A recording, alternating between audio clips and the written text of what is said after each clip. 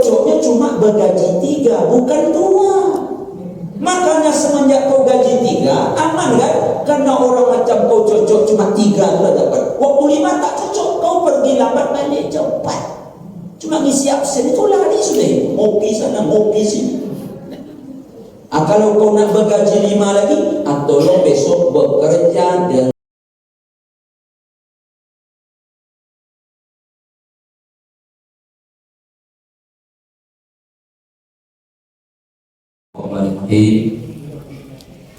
Assalamualaikum warahmatullahi wabarakatuh.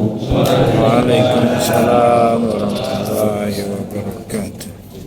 Alhamdulillah alladzi arsala rasulahu bil huda wa dinil haqq liyuzhirahu 'ala dini kullihi wa kafa billahi shahida. Asyhadu an la ilaha illallah wahdahu la syarika lah wa asyhadu anna Muhammadan 'abduhu wa rasuluh la nabiyya ba'dah. Subhanaka la ilma lana illa ma 'allamtana innaka antal alimul hakim.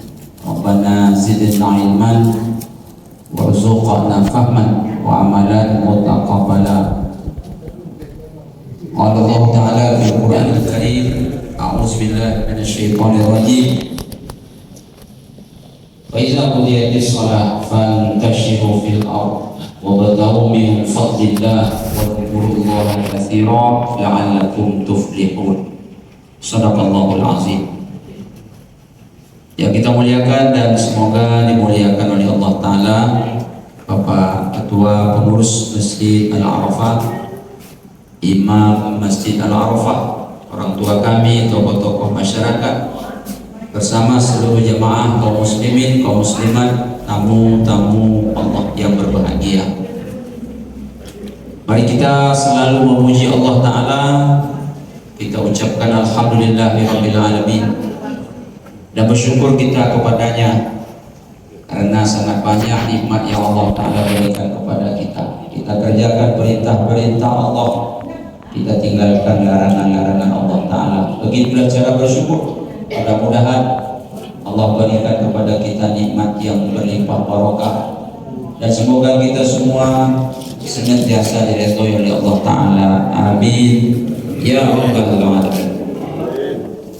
Mari kita perbanyak pula salawat dan salam. Allahumma sholli ala sayyidina Muhammad wa ala ali sayyidina Muhammad. Kita mohonkan kepada Allah Ta'ala semoga selalu dilimpahkan kepada Nabi tercinta Muhammad sallallahu alaihi wasallam. Dengan seringnya kita bersolawat, lebih-lebih di malam Jumat dan besok di siang Jumat, semoga syafaatnya dengan izin Allah Ta'ala kita peroleh nantinya di hari kiamat. Amin ya rabbal alamin. Apa kabar jemaah, sehat? Alhamdulillah.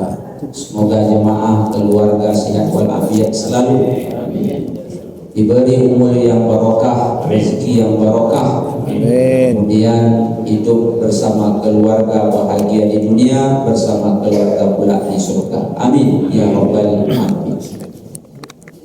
Kaum muslimin, kaum muslimat, kamu tamu Allah yang berbahagia, sudah lama kita tak berjumpa.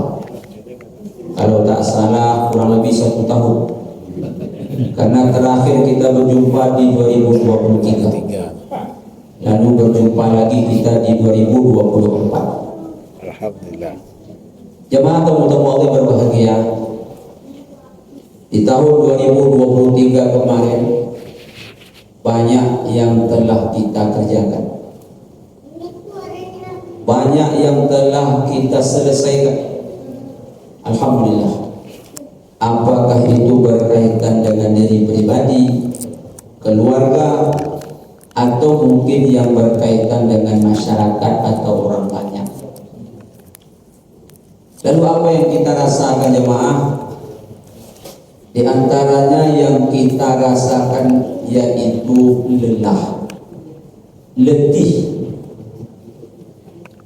Dan di tahun 2024 ini lelah itu mungkin akan bertambah. Kalau begitu Pak Ustaz, kapan kita istirahat? Pertanyaan Pertanyaan seperti ini pernah dulu ditanyakan oleh salah seorang anak murid Imam Ahmad bin Hanbal. Syekh, lelah kita hidup di atas dunia ini Syekh. Lelah bekerja, lelah beribadah. Lelah kita. Kapan kita istirahat? Maka Imam Ahmad bin Hanbal menjawab, kita istirahat kalau sudah masuk surga. Kalau sudah masuk surga baru kita tak lelah. Karena di surga itu tak ada bekerja lagi. Solat tak ada, puasa tak ada, zakat tak ada, haji tak ada, umroh tak ada. Yang ada adalah nikmati surga itu untuk selama-lamanya. Tak bosan kita, tak ada cerita bosan dalam surga. Yang ada adalah makin hari makin nikmat. Tapi selagi kita hidup di atas dunia ini lelah kita. Kalau begitu Pak Ustaz, boleh kita istirahat, tapi istirahat bukan berhenti. Istirahat adalah mengumpulkan kembali tenaga dan stamina, kemudian bekerja. Itulah istirahat. Makanya hidup di atas dunia ini tak bisa santai. Allah Ta'ala berfirman dalam Al-Quran, "Faiza faradta fansab." Apabila selesai kalian melakukan satu urusan, bersungguh-sungguh lagi melakukan urusan yang berikutnya. Begitu kata Allah Subhanahu wa Ta'ala. Jemaah tamu-tamu Allah berbahagia, saya malam ini nak sampaikan kabar gembira untuk orang-orang yang lelah. Ternyata lelah itu disayang oleh Allah. Lelah itu ada balasan di sisi Allah.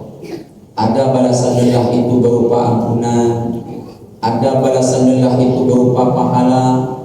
Lalu ujung-ujungnya lelah membuat kita masuk ke dalam surga.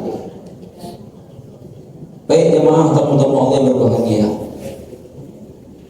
yang pertama adalah lelah bekerja mencari nafkah.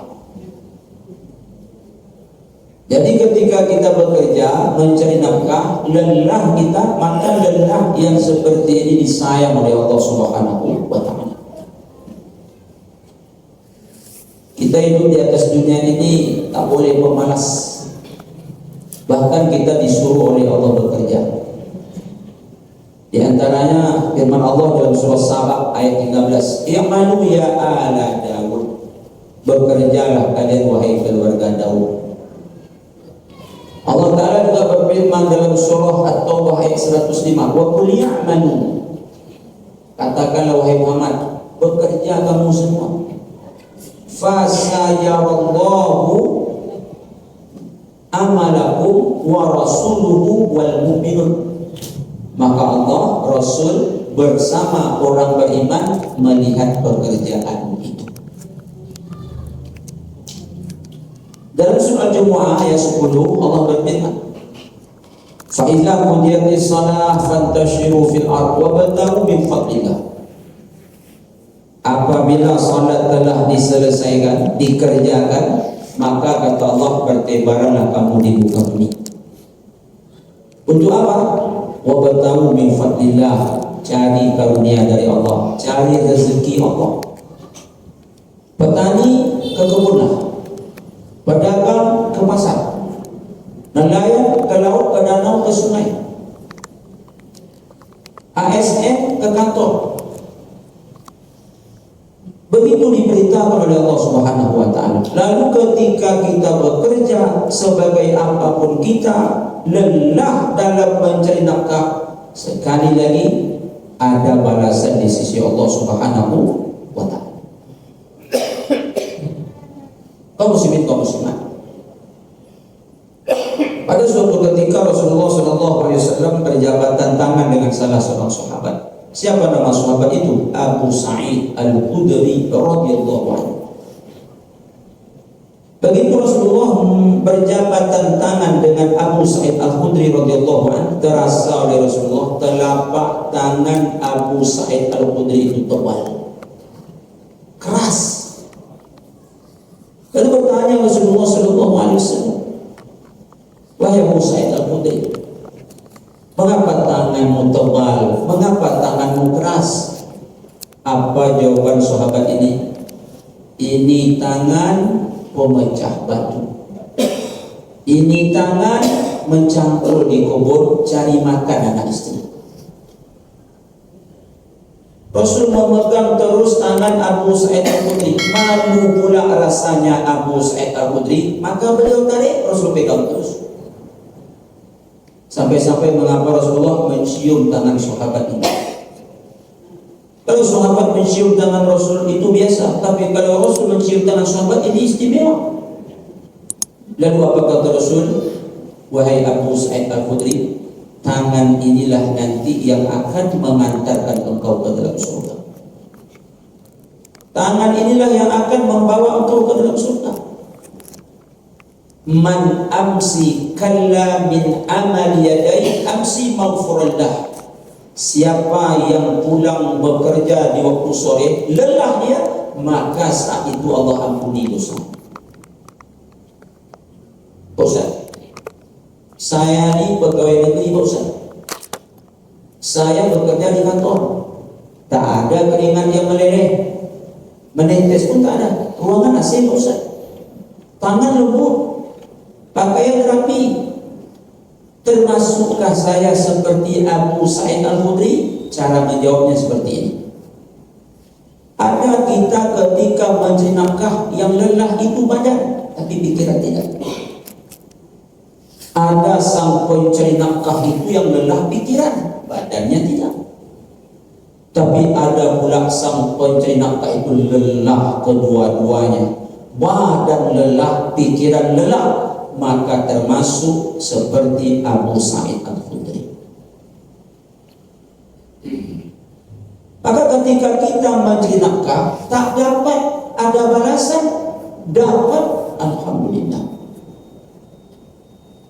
Ketika kita mencari nafkah dapatlah rezeki, lalu kata Rasulullah, 1 dinar kalian infakkan di jalan Allah, 1 dinar kalian merdekakan budak, 1 dinar kalian beri makan anak istri. Mana yang lebih besar pahalanya, kata Rasulullah? Yang diberi kepada anak istri. Kok bisa begitu, Pak Ustaz? Di jalan Allah tadi sunnah, memerdekakan orang tadi sunnah, sementara memberi nafkah kepada anak dan istri wajib. Maka pahala wajib lebih besar daripada yang sunnah. Kaum muslimin, kaum muslimat, tapi bagaimana supaya lelah dalam mencari nafkah bernilai ibadah lalu Allah sayang kepada kita? Ada 2 syarat. Yang pertama, ikhlas. Ikhlas. Apa yang kita maksud ikhlas di sini? Ikhlas di sini banyak penjabarannya, tapi ikhlas dalam mencari nafkah yang kita maksud begini. Begitu dia lelah, pulang ke rumah, dia tak bawa masuk lelah itu ke dalam rumah. Ingat ini. Lelah memang, tapi ditahan. Bahkan begitu masuk rumah macam tak lelah. Di mana lelah tadi? Dia masukkan dalam parit depan rumah. Dia sangkutkan di pohon mangga atau di tiang listrik depan rumah. Begitu masuk ke dalam rumah, dia tak lelah. Apa maksudnya, Ustaz? Nampak anaknya, maka anaknya itu obat lelahnya. Nampak istrinya, maka istrinya itu obat lelah bagi dirinya. Karena kadang-kadang, mohon maaf, ada orang dia lelah, begitu balik ke rumah, bawaannya nak marah, tensi naik. Anak dia pas dia pergi tadi masih tidur, dia pulang nak tidur, dia rindu kepada ayahnya. Begitu anaknya dekat, apa kata ayahnya? Usah dekat, ayah pernah nih. Sana, Bu, sana. Ditandakan ikhlas. Ini tandakan ikhlas. Lelah kita nampak anak hilang, obat anak. Ini terlambat orang rumahnya bikin teh, ngamuk bawahnya. Abang cari tukang teh, bikin yang teh yang baru gitu. Lambat orang rumahnya bikin kopi, abang cari tukang bikin kopi yang baru gitu. Ngamuk aja bawahnya. Orang macam ini tak ikhlas. Lambat istrinya bikin teh, lambat istrinya bikin kopi. Apa dia bilang? Kalau begini, abang cari tukang bikin kopi yang baru. Untunglah kalau orang rumah kita itu sabar. Sempat ngomong ke dia, sangka abang dia lelah tu daripada abang lagi gitu. Coba tengok kain kotor tu, dah dicuci, ni tukang cuci ni. Yang kering dah setrika semua, ni tukang setrika. Itu di atas meja tu ketimbang makan, ni tukang masak katanya. Tambah lelah aja dia. Tambah lelah juga dia, bertengkar besar jadi. Tapi ibu paham. Kalau nampak suami itu pulang lain kayaknya, pandai-pandai. Dia lelah itu. Kadang-kadang suami ibu itu di kantor kena gertak atasannya, kena bentak bosnya. Kadang-kadang nangis suami ibu itu. Kadang-kadang kami ini nangis. Cuma kami suami ini beda sama ibu. Ibu kalau nangis keluar air matanya, kami jatuh ke dalam. Serius. Jadi begitu pulang ke rumah kami tetap tegar. Padahal di luar tadi bertengkar sama orang demi mendapatkan sesuatu untuk dibawa pulang. Ibu ingat ya. Kau nampak agak lain wajah suami, kemudian bersimbah keringat badannya, pandai-pandai. Mungkin tadi besar masalahnya di kantor, digertak bosnya mungkin.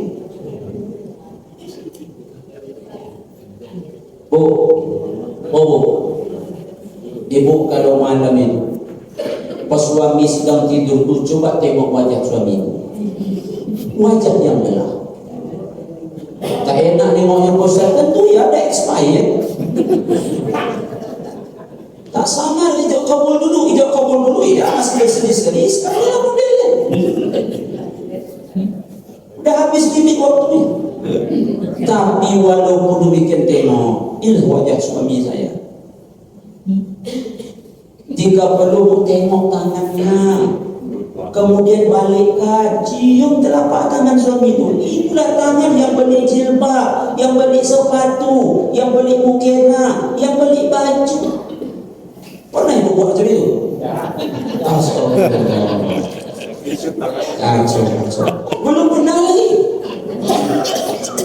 Aduh ini malam ini mulai. Saya serius, malam ini mulai.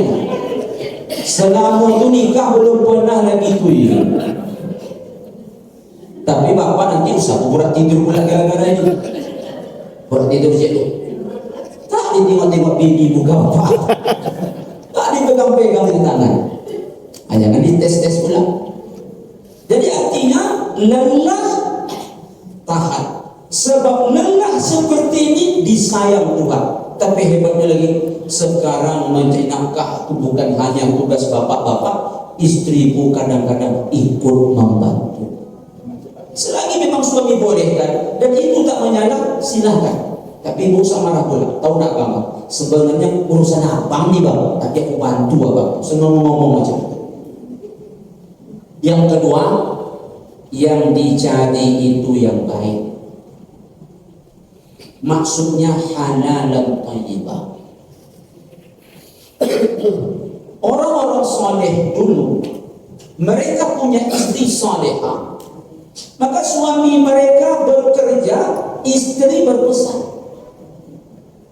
Apa pesan istri kepada suami begitu suaminya pergi bekerja? Abang kalau bawa sesuatu nanti pulang, pastikan yang baik. Kalau tak baik, tak bawa apa-apa pulang, tak masalah. Luar biasa pesan. Jadi kalau macam ini pesannya suami tak terbebani. Bawalah pulang yang baik bang. Kalau tak baik, tak bawa apa-apa pulang, tak masalah. Jangan pesan seperti ini. Pokoknya ada yang abang bawa pulang. Kalau tak ada, usah pulang. Dipayah. Baik tak baik, pokoknya ada yang abang bawa pulang, ini bahaya. Mohon maaf, Betapa banyak suami dikurung dalam terali besi gara-gara memperturutkan kehendak istri. Itu salah satu di antara sekian banyak penyebab. Tuntutan tinggi, perbantak istri banyak, sementara gaji suami rendah. Tapi karena tuntutan istri begitu luar biasa, ditangkap maling kadang-kadang sang suami, ditangkap polisi kadang-kadang sang suami. Apa sebab? Permintaan istri luar biasa. Beri semangat suami, yang abang bawa balik yang baik. Sedikit tak masalah, yang penting baik. Tak baik, usah bawa balik. Masya Allah. Supaya lelah kita ada nilai. Sehingga kalau kita lelah, yang kita cari yang baik tak dapat, ada nilai. Tapi kalau tak baik, banyak pun dibawa balik, tak ada nilai. Ada kisah. Kisah ini kalau tak salah dulu sudah pernah kita sampaikan. Tapi karena masih ada hubungan dengan judul, tak apa-apa kita ulang. Seorang ulama besar Imam Syafi'i rahimallahu ta'ala anhu, datang kepadanya seseorang minta nasihat. Syekh, tolong nasihati saya.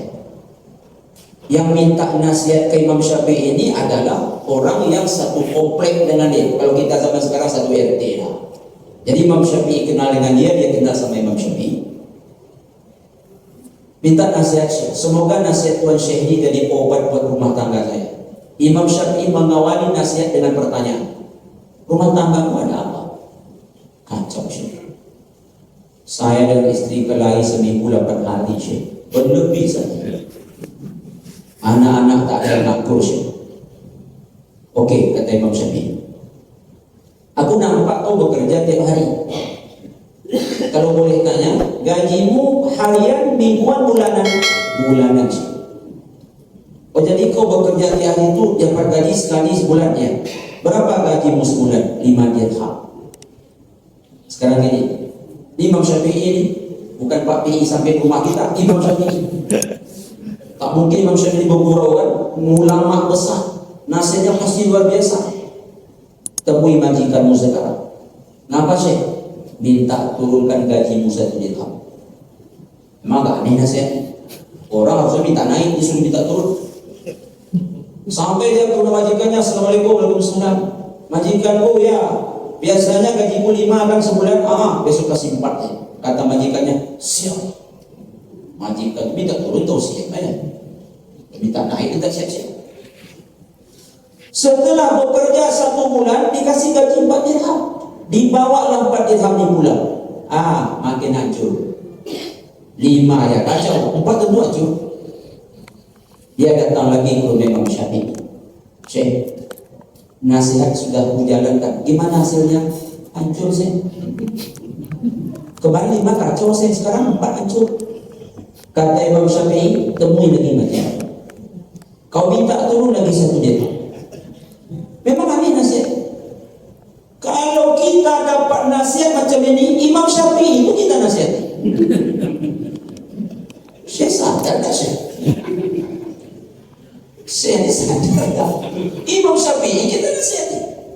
Tapi orang ini ngikut, nurut, manut, dia pergi. Karena Imam Syafi'i tak mungkin sembarangan. Sampai ke rumah majikannya, dia bilang, majikanku, ya, kemarin gajiku 5, sudah itu 4, besok turunkan lagi, kasih 3 saja. Setelah sebulan bekerja, dikasih gaji 3 dirham, dibawa balik. Apa yang terjadi? Angsur-angsur rumah tangganya tenang, damai, bahagia. Dulu kalau pergi kerja, pergilah. Kalau balik terserah, nak balik tak apa-apa. Sekarang kalau suami pergi, diantarkan sampai ke halaman, ditengok suami, tak nampak lagi, baru dia masuk. Kalau suami pulang, dijemput ke halaman, dipegang tangannya, dibawa tasnya, kopi dah tersedia di atas meja. Luar biasa. Tapi orang ini bingung juga, kok bisa ya? Dia pergi lagi ke Imam Syafi'i. Alhamdulillah Syekh, nasihat Syekh luar biasa. Sudah saya jalankan, tenang rumah tangga saya. Tapi saya bingung juga, kok bisa ya Syekh? Imam Syafi'i menjawab, dulu waktu gaji kau 5, ada 2 yang tak baik kau bawa pulang. Yang 2 itu buruk, membuat buruk rumah tangga. Sekarang 3 itu baik, menghasilkan kebaikan dalam rumah tangga. Yang buruk dibawa pulang pasti buruk akibatnya. Yang baik dibawa pulang pasti baik akibatnya. Alhamdulillah lah Ustaz, saya banyak bawa yang buruk pulang aman-aman aja Ustaz. Itu bahaya tuh. Di akhirnya tunggu ini. Tapi kalau kita bawa yang buruk pulang langsung bergejolak, itu tanda Allah sayang. Kalau tak bergejolak, saya ulang itu bahaya. Tunggu saja di akhirat tanggal main. Yang buruk berakibat buruk, yang baik melahirkan kebaikan. Syekh dari mana pula tahu? Aku kan nampak kau pergi kerja tiap hari. Kita kan satu RT. Kau tuh kalau pergi kerja lambat, balik cepat, cuma ngisi absen kau lari lah sudah. Orang macam kau tuh cocoknya cuma bergaji 3, bukan 2. Makanya semenjak kau gaji 3, aman kan? Karena orang macam kau cocok cuma 3 lah dapat. Waktu 5 tak cocok, kau pergi lambat balik cepat. Cuma ngisi absen itu lari sudah. Ngopi sana, ngopi sini. Kalau kau nak bergaji 5 lagi, tolong besok bekerja dengan baik.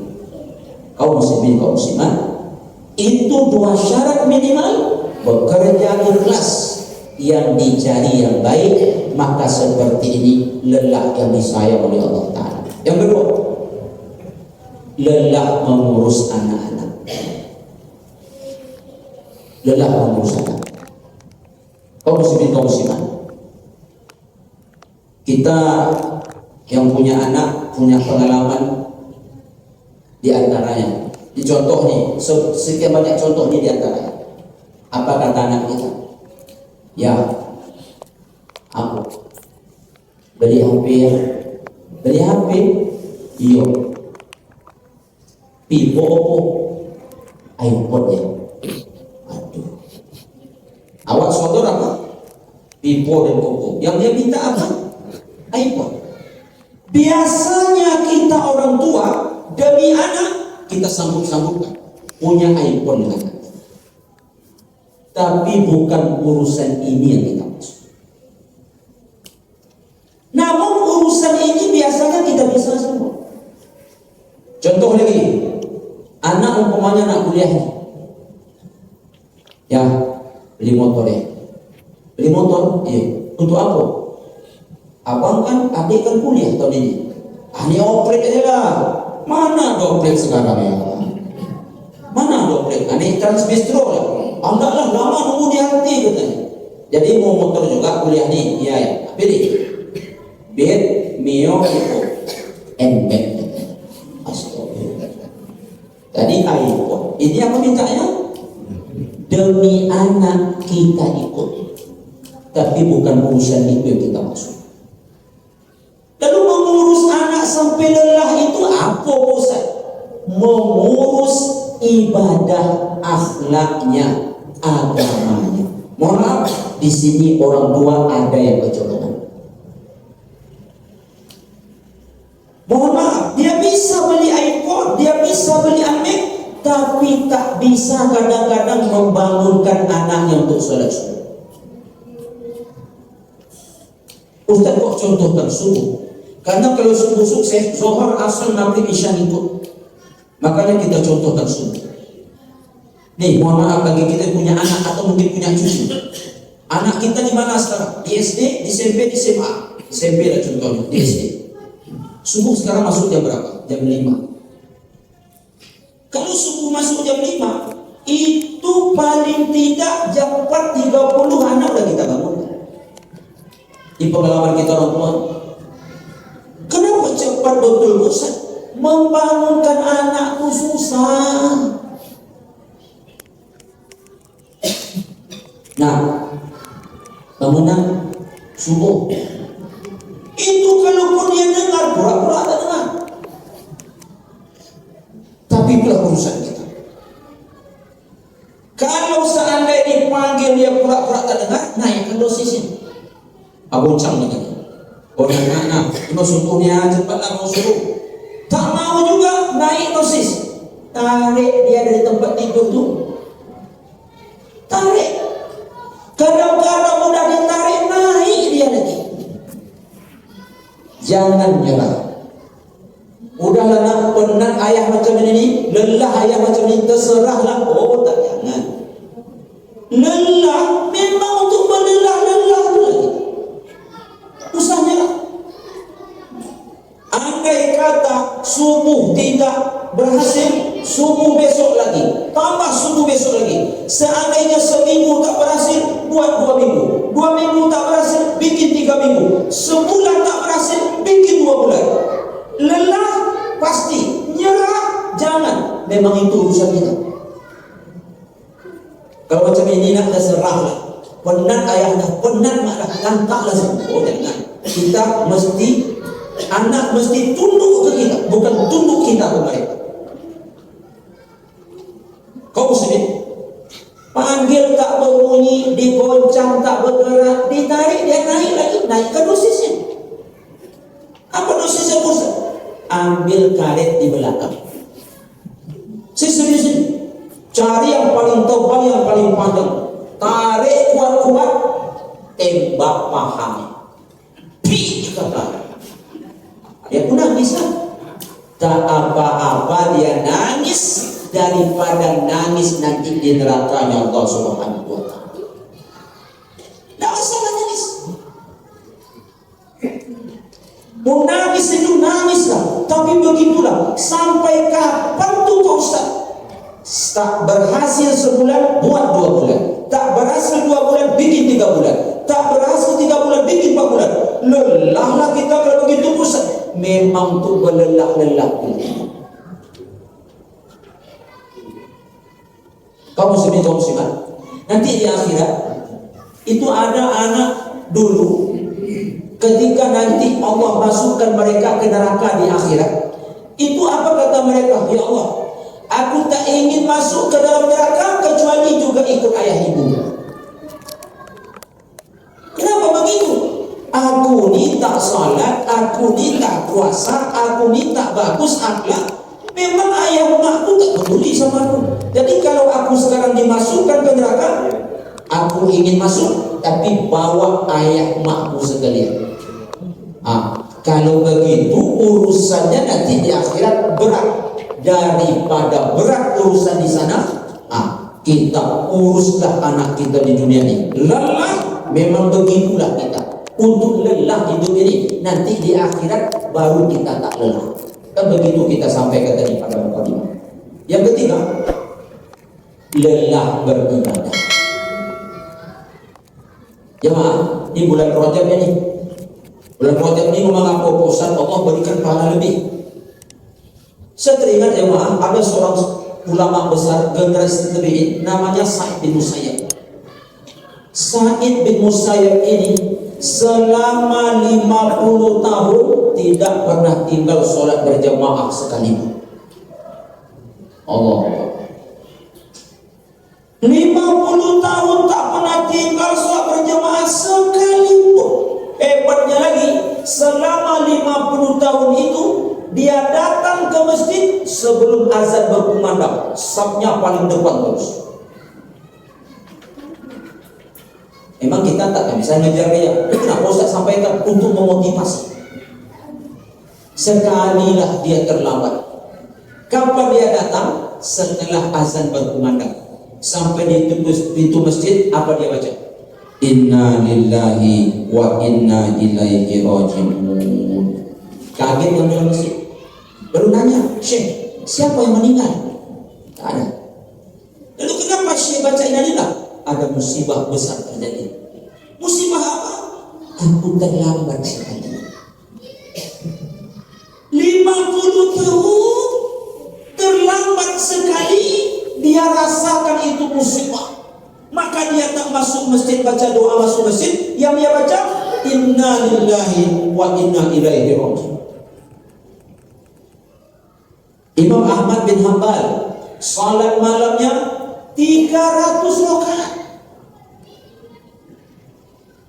300 itu pasti lelah. Sakitlah Imam Ahmad bin Hanbal, apa kurang separuh, tinggal lagi 150. Sakit. Kalau sehat 300 rakaat. Pak Ustaz, Itu kan contohnya ulama. Saya ingin contohnya sahabat. Ada sahabat datang ke rumah Rasulullah, tapi Rasul tak ada. Yang ada cuma Aisyah radhiyallahu anha. Mengapa lelaki ini, sahabat ini datang? Kita tahu semua riwayatnya, nak mengalahkan ibadah Nabi. Bayangkan, nak menyaingi Nabi. Nabi nak disaingi, saking semangatnya beribadah.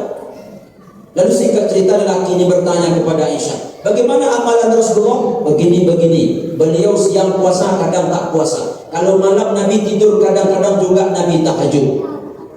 Mendengar cerita Aisyah, apa kata laki-laki yang bertanya ini? Kita akan kalahkan Nabi Muhammad. Laki-laki pertama nak mengalahkan puasa Nabi. Caranya macam mana? Dia akan puasa seumur hidup. Semangat betul. Lelaki kedua nak mengalahkan solat Nabi. Dia nak tahajud sepanjang malam. Cuma yang ketiga agak aneh sikit. Tak nak berbini dia. Orang banyak nak nambah, dia tak nak berbini. Agak lain dia.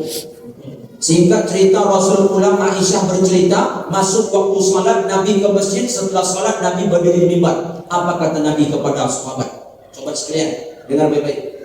Aku lebih kenal kepada Allah dibandingkan kalian. Aku lebih bertakwa kepada Allah dibandingkan kalian. Aku siang puasa, kadang aku tak puasa. Maksudnya di luar Ramadan. Aku malam tahajud, aku tidur juga. Khusus untuk yang ketiga, Nabi bersabda, an-nikahu sunnati faman raghiba an sunnati falaysa minni. Nikah sunnahku, yang tak menikah tidak termasuk golonganku. Banyak fadilah hadis ini. Salah satunya, begitulah semangat sahabat dalam beribadah. Nah, sekarang contohnya langsung Nabi Muhammad. Ulama sudah, sahabat sudah. Nabi Muhammad ibadahnya lelah batasnya. Apa bukti? 1 rakaat 3 surah. Kita dah tahu surah. Awak 1 rakaat 3 surah juga. Tapi rakaat solat witir bulan Ramadan. Qul huwallah, qul a'udzu birabbil falaq, qul a'udzu birabbil nas. 3 surah juga. Kalau Nabi 3 surah tu Al-Baqarah, Ali Imran, An-Nisa, 1 surah 5 juz setengah, 662 ayat, 1 rakaat. Lelah Nabi. Apa bukti lelah Nabi? Bengkak kaki. Aisyah pula yang risau radhiyallahu anha, ya Rasulullah, suamiku, dosamu kalau ada sudah diampuni, apalagi kau tak punya dosa dan engkau sudah dijamin masuk surga, tapi kau nak sampai seperti ini, sampai bengkak kaki. Jawaban Nabi, apa salah aku menjadi hamba yang bersyukur? Mohon maaf, satu singgung ya Pak, ini termasuk saya. Mohon maaf saya lagi. Kita kadang-kadang beribadah batasnya bukan lelah. Tapi apa batas kita? Malas dan lemah. Beda dengan lelah. Yang malas lemah tadi bukan badan pula, hati. Mohon maaf. Memangnya beda lelah hati sama lelah badan, pusat beda. Lelah badan baru terasa kalau dia sudah melakukan. Lelah hati belum dilakukan udah lelah. Cuci piring lelah katanya, belum dicuci dah lelah. Kalau lelah hati belum dibuat udah nyerah. Contoh, tak tahajud, tidak duha, padahal cuma berapa rakaat, tapi kenapa tak kita lakukan? Yang lelah itu di dalam. Kalau hati yang lelah belum dibuat, dia dah nyerah. Makanya ada doa yang diajarkan oleh Nabi. Apa bunyi doanya? Allahumma inni a'udzubika minal ajzi wal kasal. Ya Allah, aku berlindung kepada Engkau dari lemah dan malas. Salah satu sifat ini ada pada kita, itu sudah bahaya. Bayangkan kalau ada dua-duanya, lemah ya juga, malas ya juga. Ini kelelahan hati namanya. Kalau orang soleh itu hati masih mau, tapi badan yang tak kuat lagi. Jadi saking lelahnya mereka ibadah, lelah itu batasnya badan mereka. Kalau hati mereka masih mau, contohnya Nabi, kaki yang tak tolong lagi, hati itu masih kuat. Hati itu masih kuat, tapi apa daya kaki dah bengkak. Kau muslimin, ini contoh ini, mohon maaf, ini contoh. Baca Quran umpamanya 1 lembar, timbal balik paling lama 2 menit. Baca Quran 1 lembar timbal balik 2 menit. Lalu Sadaqallahul azim. Lelah? Belum. Masa 2 menit lelah? Tapi kenapa langsung baca sadaqallah? 2 tadi mungkin yang sedang menimpa gitu. Lemah dan malas. Itu yang kita masuk kelelahan hati. Kalau hati yang lelah, belum dibuat lagi dah nyerah dia. Beda kalau lelah badan, baru terasa kalau dilakukan. Kaum muslimin, untuk itu lelah beribadah, lelah inilah yang paling dicintai oleh Allah Subhanahu wa taala. Sehingga ibadah tadi membuat dapat ampunan dan pahala, kemudian berbalas dengan surga. Dan banyak lelah-lelah yang lain. Lelah berdakwah, lelah menuntut ilmu, lelah hamil, melahirkan, menyusui, lelah berjihad melawan musuh-musuh Allah, termasuk lelah diuji oleh Allah Subhanahu wa taala. Itu kelelahan-kelelahan yang sesungguhnya sangat dicintai oleh Allah Subhanahu wa taala. Insyaallah akan kita bahas pada pertemuan berikutnya jika Allah izinkan. Terima kasih atas perhatian. Mohon maaf banyak kekurangan. Kita tutup dengan doa kafaratul majelis. Subhanakallahumma wa bihamdika asyhadu an la ilaha illa anta astaghfiruka wa atubu ilaik. Billahi taufiq wal hidayah. Wassalamualaikum warahmatullahi wabarakatuh.